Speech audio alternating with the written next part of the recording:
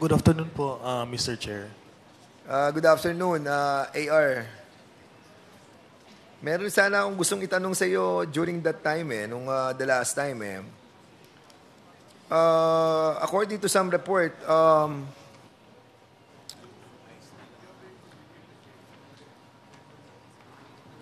magkano ba sinweldo mo dun sa being an incorporator of Biancham ba? Or yung Bataan Maribeles Holding Corporation? To be honest po, Mr. Chair, hindi ko po alam talaga yung paano, kung may sinahod ba talaga or being a stakeholder of Biancham po.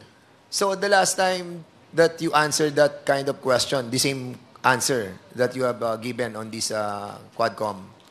Yes po, Mr. Chair. Okay. During the raid doon sa Porac, di ba? According sa PAOK, TF, parang meron nakuha silang bank account mo eh. Is this true? Yes po, Mr. Chair. May nakuha silang bank account mo? Yes po, Mr. So Chair. anong bangko yun? BPI po, Mr. Chair. BPI. Yes, Mr. Ilang BPI account meron ka? I have one personal account po, Mr. Chair. One personal account? Ano to? Checking, savings, or... Savings po, Mr. Chair. Savings account. So, isa lang ang savings account mo? Or Yes you po. have another joint account with somebody? I have a joint account with Attorney Roque po, Mr. Chair. So, meron kang joint account with Harry Roque. Yes po, Mr. Chair. How much? Magkano laman nung joint account nyo ni Attorney Harry Roque? As of today ba yun, Mr. Chair? No, today, how much? Sa pagkakalam ko, Mr. Chair, close na po yung account na yun. Close na. Sino nag-close? Ikaw? Kayong dalawa, joint, right? Hindi po ako nag-close noon, Mr. Chair. Pero pag-check ko po online, wala na po siya. Pero having that joint account with Attorney Harry Roque, namamonitor mo yung account. Siyempre, account mo, di ba? Yes, Mr. Chair. So, magkano yung pinakamalaking pumasok na pera? Sa pagkaalala ko kasi, Mr. Chair, that account was used for election po, Mr. Chair. So how much ang pinakamalaking pumasok na pera? Around 3M or more, Mr. Chair. 3M. Yes, Mr. Chair. One transaction po. transaction. So umabot ng magkano yung account na yon? Alam ko that is the limit, Mr. Chair. Yung pinakamalaki po na deposit. Kasi pag nag-deposit... No, I mean the total, AR. Nung total na pumasok sa joint account nyo, how much? Yun ang hindi ko po masasagot, Mr. Chair. Bakit? Hindi ko po alam if magkano po lahat ang pumasok ko, Mr. Chair. Hindi mo nakikita account mo? Wala kang kopya? Wala kang online account? Hindi mo nakikita yung pasok? You're under oath. Klaruhin ko lang, Mr. Chair, ang tanong niyo is magkano lahat ang pumasok po doon, di ba, Mr. Chair? Yes, oo. Hindi ko po alam ano yung total amount po na pumasok doon, Mr. Chair. Pero ang pinakamalaki na nakita mo is only 3 million. Are you sure? Are you sure? Yes, Mr. Chair. Ang pinakamalaking pumasok is 3 million. Pwede ko i-check, Mr. Chair. Go ahead.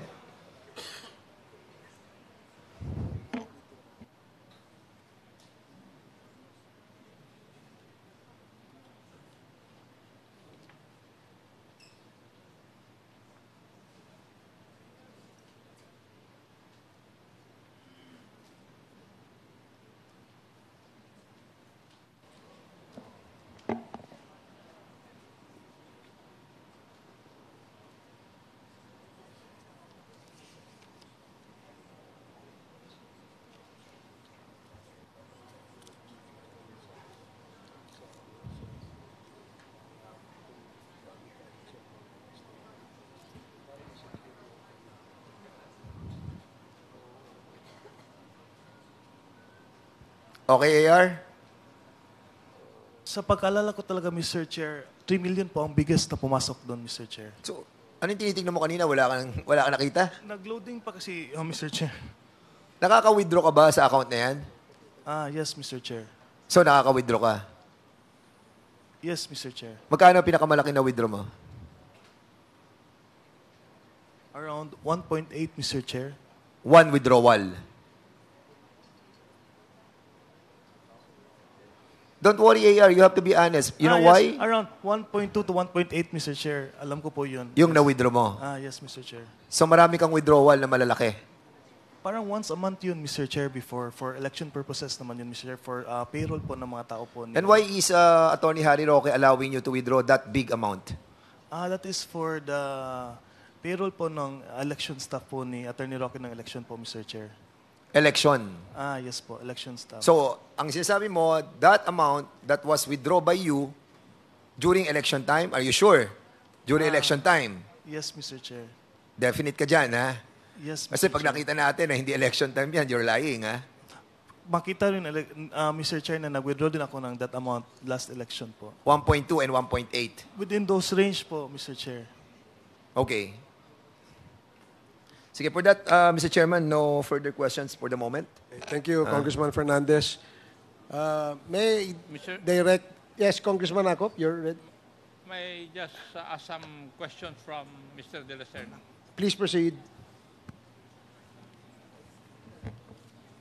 Mr. De La Serna, in 2023, ilang beses kayong lumabas ni Attorney Roque?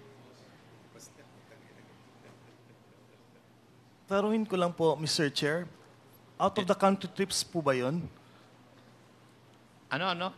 Out of the country trips ba yun, Mr. Yes, Chair? out of the country. Ilang beses kayo lumabas ni Attorney Roque in the year 2023? 6 times po, Mr. Chair. 6. Yes. 6 times in 1 year. Tama? Yes po, Mr. Chair. Pwede po bang sabihin nyo sa committee na ito, ano ang mga dahilan o purpose ninyo kung bakit 6 times po kayong lumalabas ni Attorney Roque The in first trip- 2023? Mr. Chair, the first trip was a trip to Hong Kong po. For sa pagkalala ko, Mr. Chair, yun po yung premiere night ng isang movie po with the Marcos family po, Mr. Chair. Ang second trip po namin in this Isang movie? yung movie po with ni Senator Amy po, Mr. Chair. May premiere night po sa Hong Kong that time. Okay. Tapos the next trip was a trip to Beijing po, Mr. Chair. Kasama ko po. Anong buwan yung kuwan? April po, Mr. Chair. Sa Hong Kong? Yes. Sa Hong Kong. If I'm not mistaken, Mr. Chair, it was April 1 po. April 1. Sa Hong Kong. Pero in April of 2023, the record show, nag-travel din kayo sa China eh. Yes, to Beijing po, Mr. Chair. Yes. Tama? Yes, Mr. Chair. So, 2 beses kayong lumabas ng ating bansa, ng 2 beses kasama si Attorney Roque. Yes, Mr. Chair. That is correct. Hindi ba sinabi mo, 5 ba yung executive assistant ni Attorney Roque? That is the time in Malacanang po, Mr. Chair. Out of office po. So, nawala na po sila nung nawala na siya sa Malacanang. Tama po, Mr. Ikaw Chair. lang ang natira. Yes po. Ha? May ibang staff naman, Mr. Chair. Hindi, ikaw lang ang natira doon sa 5 EA niya. Yes, Mr. Chair. Yes, ikaw naman, oh. Iiwas ka kaagad. Di ba? Ano kayang meron ka kung bakit ikaw ang paborito ni Attorney Harry Roque?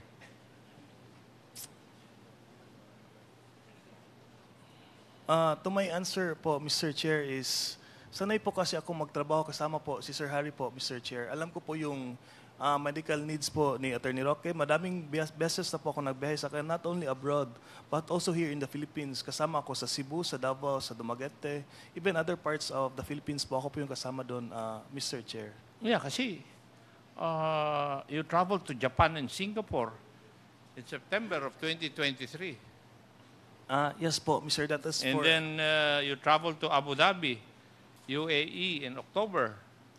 Kasama ka pa rin sa records na BI. Yes, Mr. Chair.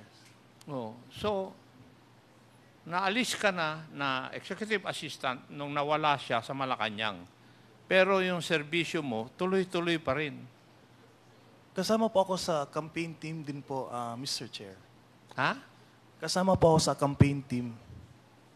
Kasama mo siya sa campaign. Kasama po ako sa campaign team po ni Attorney Roque, Mr. Chair. Oo nga, pero 2023 yung pinag-uusapan natin, 6 na beses kayong lumabas sa bansa. Wala namang kampanya na nangyari noong 2023. No, Paiwas ka talaga kaagad eh. Di ba? Yes, Mr. Oh, Chair. anong kampanya ang nangyari noong 2023? Ang pinag-uusapan natin, yung paglabas nyo sa 2023 ng 6 na beses. Yes, Mr. Chair. Oh, ano yung rason mo na kampanya? Bakit nawala ka na bilang EA, nagtuloy pa rin yung serbisyo mo sa kanya? Matanong ko, magkano bang sweldo binibigay sa iyo ni Atty. Roque? Para po siyang may basic pay na 20,000 a month po, Mr. Chair. 3,000 naman? 20 po, 20. 20,000 a month. Okay. And ang trabaho mo parang personal duty nurse ka o PDN. Parang alalay po ako, Mr. Chair. All around alalay po ako. Ano po yung iutos ni Sir Harry, gagawin ko lang So, po. alalay ka. Yes. So, lahat ng bagay, trabaho mo.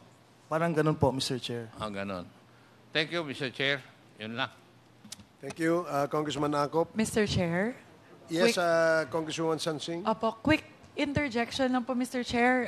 Because during the last hearing po, I interpolated Mr. De La Serna. He said on record that his salary is between salary grade 17 to salary grade 20.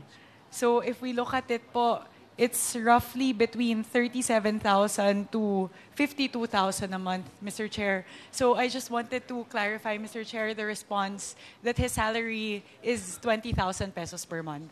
Mr. And Chair also, po. Mr. Chair, in addition to that, Mr. Chair, in the last hearing, Congresswoman Mika asked Mr. De La Serna what specific job description is he doing for Harry Roque. And he said he's in charge of the social media accounts of Mr. Roque. Now he's saying he's alalay all around. So mukhang may inconsistencies doon sa mga sagot ni Mr. De La Serna kay Chairman Romy Akop. Thank you, Congresswoman Sansing and Congressman Zia. Narinig mo yung tanong ni Congresswoman Sansing, no? Yes po, Mr. Chair. Okay. Anong sagot mo sa kanyang katanungan? Can I answer first the question of Congressman? Adjong. Yes po. Yes. With relations to your question po, Your Honor, nag-start po ako SOCMED ni Attorney Roque po noong 2020. Tapos naging EA po ako ni Sir Harry noong 2021 hanggang sa sinama niya ako as campaign. After nung Malacanang stint, sinama po ako sa election staff. After po ng election staff, iilan na lang po kaming natira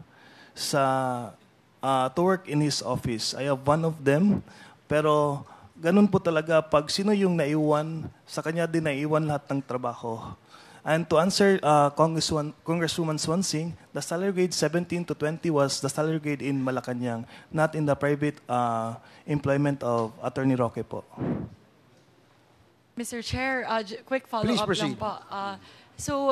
If naiintindihan po namin, pumayag po kayo na bumaba po yung sahod nyo mula sa dati nyo pong tinatanggap na 37,000, pababa po sa 20,000 per month. Meron kasi kaming private na conversation with Attorney Roque if parang if yung meron siyang inutos sa akin regarding a business venture niya. If that would boom, then I would greatly benefited also po, Your Honor. Mr. Chair, if we may probe further into that, ano po yung business na yon? Mr. Chair, the solar plant na tinatayo po in Cebu po, Your Honor. Bukod po doon, Mr. Chair, meron po bang ibang ipinangako si Attorney Harry Roque? Kasi po, para po sa akin, Mr. Chair, medyo malaki po yung binagsak ng sahod nyo. Halos nakalahati po yung diferensya ng sahod nyo nung kayo ay EA na tumatanggap po ng 37 to 52,000 per month, pababa po sa 20,000. So, siguro po, sinusubukan ko lang pong intindihin na bakit po kayo pumayag na manatili sa poder ni Attorney Harry Roque kahit po halos higit po sa kalahati yung binagsak po na inyong sahod? Hindi ako umalis kay Sir Harry kasi Maganda naman yung opportunity kasi the solar plant in Cebu was parang mag-open na po soon, Your Honor. Meron po ba kayong natanggap na sahod o may kinita po ba kayo? Kasi po, yun yung dahilan kung bakit kayo nanatili sa kanyang poder. Pero meron po ba kayong actual na kinita mula po doon sa solar plant na yun? Not yet po, Your Honor. So sa loob po ng halos 4 na taon, simula po nung natapos po yung inyong, tama po ba? 2000? Pwede ko pong i-correct, Your Honor. Go ahead, Mr. De La Serna. That promise was made in after the elections po, mga July po of 2020 po, Your Honor. Yun lang po, Mr. Chair. Kasi kahit po tumatanggap po siya ng 20,000 per month na sahod, pumayag po siya na magbukas ng bank account, ng joint bank account, kasama po si Attorney Harry Roque, nang hindi niya po alam yung pumapasok, magkano yung pumasok, magkano po yung lumabas. Sorry, Mr. De La Serna, medyo konektado po ito doon sa tanong ko nung nakaraan. Bakit po kayo pumapayag na ganon? Na magbubukas po kayo ng joint account na magkasama, pumipirma po kayo ng mga papel bilang board of directors, bilang nominal stockholder ng Biancham. Siguro po, yun lang po yung sinusubukan kong intindihan. Halos yes. 1 linggo na po simula nung nagkausap tayo. Pero pag pinag-iisipan ko pa rin po, sinusubukan ko pa rin pong intindihan, bakit po kayo pumapayag sa mga request po ni Attorney Harry Roque? Siguro naman po, Mr. Chair, Your Honors, hindi man ako ipapahamak ni Attorney Roque po, Your Honor. Yun po yung basis ko to trust Attorney Roque po. Mr. Chair, doon po muna yung tanong ko ngayon. Follow up lang po sa mga katatungan ni Kong Akop. Maraming salamat po. Thank you very much, Mr. De La Serna. Mr. Chair, may Yes, follow up the Congressman question Akop, of with the the Honorable indulgence of Swansing. Congresswoman Sansing. Mr. De La Serna, pumapayag po kayo na magkaroon ng joint account ni Attorney Roque. Yes po, Mr. Chair. Magkano naman ang kinocontribute mo o kinontribute mo initially dun sa joint account ninyo? Wala po akong kinocontribute po doon. Wala ka? Yes, Wala kang nidadagdag doon sa joint account ninyo ni Attorney Roque? Yes, tama po, Mr. Wala. Chair. Pero you're authorized na mag-withdraw? Yes po, Mr. Chair. Yun ang usapan po ninyo. Yes, Mr. Chair. Ganon. Yes po, Mr. Chair. Nalalaman ko lang yan, nangyayari yan sa mag-asawa, mag-ina o mag-ama eh. Di po ba? Di ba yung joint account? Ano sa tingin mo, iho? Hindi ko man po pinapakilaman yung pera po ni Attorney Roque po. Maliban Mr. lang, Chair. kung pinapatago niya yung pera sa iyo. Kasi hati kayo. Halimbawa, 5 milyon, hati kayo, di 2.5 kayo. Ay, hindi, Pero Attorney ikaw De La- na mismo umamin na wala kang idinagdag o isinama doon sa joint account ninyo. Yes po, Mr. Chair. Ginagawa lang yan ng magulang doon sa anak eh. Di po ba? O kaya sa kanyang asawa, magjo-joint account sila. Di po ba? Ano sa tingin mo? Inutusan lang po ako, Mr. Chair. Sumunod lang naman po ako. Inutusan ka lang and sumunod ka. Yes, Eh Mr. kung Chair. sasabihin ba niya, lumundag ka sa bangin, lulundag ka? Hindi naman po siguro, Mr. Chair. Okay. Thank you, Mr. Chair. Thank you, Congressman Akop. Mr. Chair, my apologies. Very quickly lang Okay, po. sige, Just please. 2 questions. Mr. De La Serna, you mentioned a solar power plant na business venture nyo ni Attorney Harry Roque. Meron ka bang stake doon sa kumpanya na yun? No po, Mr. Chair, Your Honor, no stake. Zero stake. Paano siya nangako sa'yo? Anong klaseng kita galing doon sa solar plant? Mangailangan kasi ng tao na mag-supervise on the construction in Cebu po noon, Your Honor, Mr. Chair. Ako po yung taong mag-supervise po doon sana. If you don't mind, Mr. De La Serna, may you please share the name of the solar plant that you're talking about? I'm so sorry po, Your Honor, Mr. Chair. Hindi pa kasi siya nagmamaterialize. Having a case now in Cebu with that, I'm so sorry. I'm not allowed to talk about the case also po, Your Honor, Mr. Chair. Mr. Chair, we're not asking for specifics about the case. Pwede lang po, yung pangalan lang po nung solar plant. Pwede ko i-check, Your Honor. At stockholder po ba si Attorney Harry Roque dun sa Cebu plant na yon? I cannot answer what I do not know po, Your Honor. Opo. Yun lang, Mr. Chair, kasi binabalikan ko lang po kasi nung nakadaang interpellation po, under oath, sinabi po ni Mr. De La Serna, dalawang corporation lang po yung stockholder siya na pinakiusapan po siya ni Attorney Harry Roque. So, kinailangan ko lang alamin, Mr. Chair, baka kasi sakaling board of director din po or stockholder din si Mr. De La Serna sa Cebu Solar Power Plant po na ito. Ay, hindi po, Your Honor, Mr. Chair. Maibibigay niyo po ba, Mr. De La Serna, yung pangalan ng solar power plant?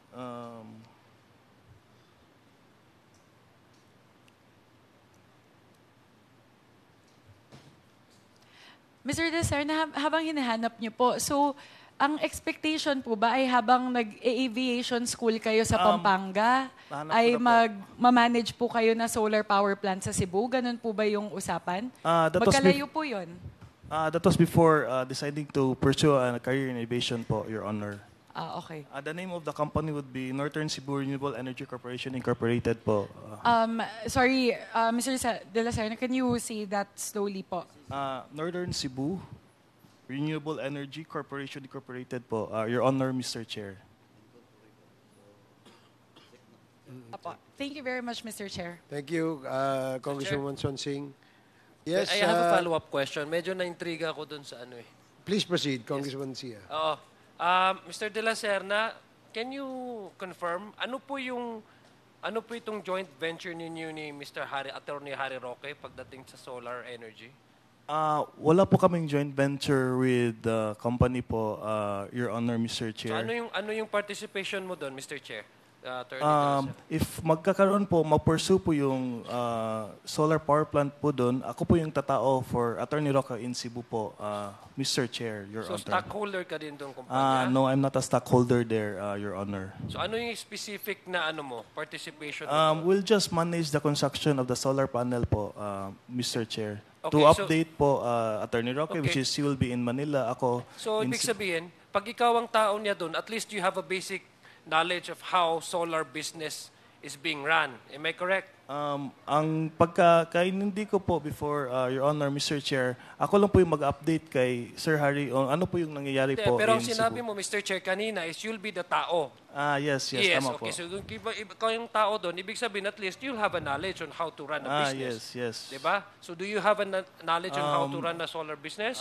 I'm still studying po, Your Honor, Mr. Chair. But before that, kasi hindi niya gagawin na ikaw ang papalagay niya doon, Mr. Chair, kung malulugi para sa kanya na ikaw ang tatayo doon. Kasi the reason why, I think Attorney Harry Roque, matalino yun, di ba? Yes. Oo. So the reason why ikaw ang nilagay niya doon, apart from confident siya, na ikaw ay pinagkakatiwalaan niya, baka confident siya sa iyong kaalaman. Hindi ho ba? Ang pagkakaalam ko po, Your Honor, Mr. Chair, ang trabaho ko lang po doon is to update Attorney Roque po sa mga but you updates said- po in Cebu. So you said that you'll be the person in charge of the Ito yung sinabi mo, you'll be the person in yes. charge in Cebu to update, not only to update Harry Roque, but you'll be the alter ego of Attorney Roque. Mostly po ng work ko talaga po, Mr. Chair, Your Honor, is to update Attorney Roque po sa mga ventures Sinabi niya mo, po. okay, let me go back to my previous question. Tinanong kita, yes. do you have a basic knowledge? Sabi mo, nag-aaral. So can you please update me, ano yung eksakto na na aspeto ng solar energy ang investa ninyo or alam mong pwede mong i-share sa committee ito? Ang alam ko po, they will be producing floating energy po in Cebu po. Is it generation? Is it distribution? Or do you also involve in transmission lines? Do you Generation po. Ano? Generation po. Sa generation. So malaki yan kasi ibig sabihin you'll be yes. producing energy. So how much is that? Would you know how much is the? Yun ang hindi ko po alam, Your Honor. I'm so sorry. So wala kang alam doon sa paano mo Actually- i-update si Mr. Harry actually, Roque kung wala kang kaalam-alam? Actually po, Your Honor, Mr. Chair, hindi po siya nag-push through po as of now. What do you mean hindi na push through? Sa nabanggit ko po kanina, Your Honor, Mr. Chair, they're having a case in Cebu. They're having a problem with some stuff po doon. So what year was this? Ang alam ko po, this year? This year po.